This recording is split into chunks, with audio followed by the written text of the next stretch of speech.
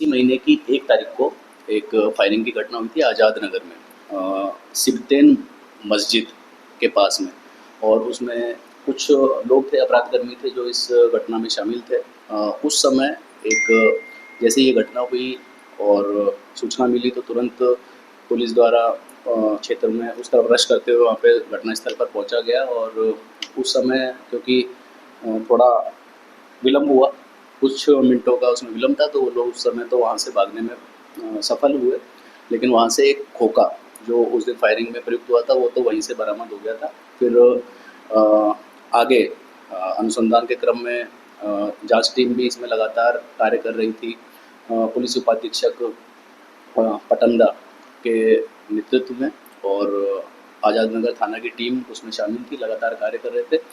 उसी क्रम में 13 तारीख को तनवीर उर्फ इमरान उर्फ खेपा को गिरफ्तार किया गया, 13 तारीख को इसी महीने की। और उसके बाद में अभी 22 तारीख को एक और इस मामले में अपडेट हुआ, जिसमें एक व्यक्ति द्वारा न्यायालय में समर्पण किया गया स्वयं से। और तुरंत अविलंब रूप से पुलिस द्वारा, क्योंकि उसमें अभी जो हथियार प्रयुक्त हुआ था और कुछ चीज़ें थी जिनको बरामद करना बाकी था, कुछ लोगों की गिरफ्तारी बाकी थी, तो जैसे इस व्यक्ति को पुलिस द्वारा रिमांड पे लिया गया न्यायालय से और पूछताछ की गई, जांच पड़ताल की गई, कौन लोग थे कौन नहीं था पता करने का प्रयास किया गया। और इसी क्रम में एक और व्यक्ति, ये जो व्यक्ति था जिसने सरेंडर किया था, ये मुबारक अंसारी है और ये है सरायकेला खरसावां जिला का है, चांडिल थाना क्षेत्र का। इसके द्वारा बताया गया और बताने के क्रम में जो खोखा बरामद हो चुका था, लेकिन जो पिस्टल थी 7.65 mm का हथियार था वो बरामद हुआ। एक जिंदा उसमें गोली बरामद हुई। तो इस टाइप की चीज़ें जो है बरामद हुई और उस घटना का एक तरह से ये मानिए आप कि हम किसी कंक्लूजन पे पहुंच पाए। अभी इसमें कुछ लोग हैं जो बाकी है जिनको गिरफ्तार करना। 2-3 लोग हैं, एक है तनवीर उर्फ समीर है, मोहम्मद शफीक है, मेहताब है। इनकी संलिप्तता की जांच करते हुए, सत्यापन करते हुए इन पर भी अग्रतर कार्रवाई की जाएगी और त्वरित रूप से अब किया जाएगा, क्योंकि अब दो जो एक मेन कड़ी था इसमें मुबारक जो था ये काफ़ी मुख्य अपराधी इसमें यही था।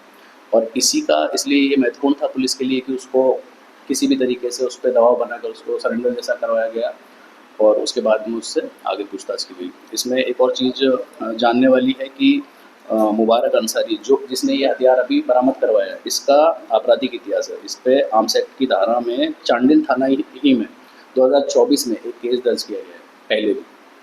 तो लगातार इस प्रकार की चीज़ों में संलिप्त रहता था, इस बार भी था, तो इस बार फिर से हथियार अभी इसने बरामद कराया वहीं से ही, चांडिल से, अपने घर के पास से।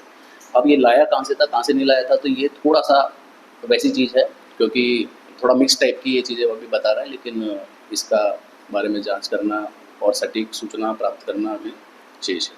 के लिए काम करते हैं किसी तरह? नहीं, गिरोह से अभी सीधा संलिप्तता तो ऐसा नहीं है कि कोई गिरोह से संलिप्त है, लेकिन कहीं ना कहीं अगर मान लो बारीकी से जब पता चलेगा तो हो सकता है कि इसका ताल्लुक। फायरिंग ऐसा कोई मेन रीज़न नहीं है, जैसा कि पूर्व का भी आपराधिक इतिहास है, तो छोटी मोटी चीज़ें, छोटा मोटा कारण, आपसी लड़ाई झगड़ा, आपसी अपना एक तरह से रौब जमाना। कि अब 2024 की घटना है, इन लोगों का माइंडसेट जैसा कि पता करने का प्रयास करते हैं, तो इनका माइंडसेट ये भी रहता है कि अच्छा बहुत समय हो गया है, बहुत कई बार हल्के में चीज़ों को लेना, कई बार लोगों पे दबाव बनाना, इस टाइप का मिक्स टाइप ऑफ रीज़न है, ऐसा कोई एक रीज़न नहीं।